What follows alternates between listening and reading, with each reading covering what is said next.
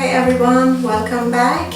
Today's video is about showing you a method to make your own version of oven in the house in case if you don't have any access to oven in your house. You can easily make a lot of sweets and different cakes using this method. It's very easy and all the cakes and sweets will come out exactly that you made them in the oven. So let's go to find out what is this amazing method. To make your own version of oven, you will be needing a pot, a clean towel wrapped around the pot lid,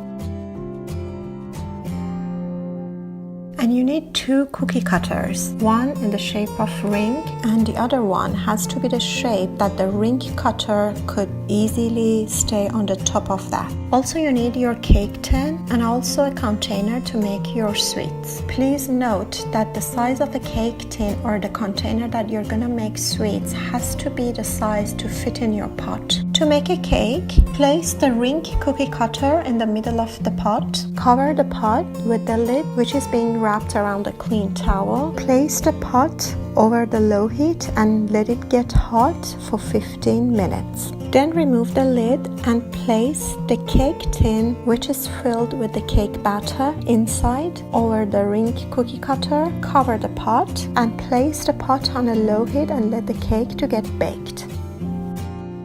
To make different kinds of sweets, place the second shaped cookie cutter in the middle of the pot. Then place the ring cookie cutter on the top of that. Cover the pot with the lid which is being wrapped around the clean towel. Place the pot over the low heat and let it get hot for 15 minutes.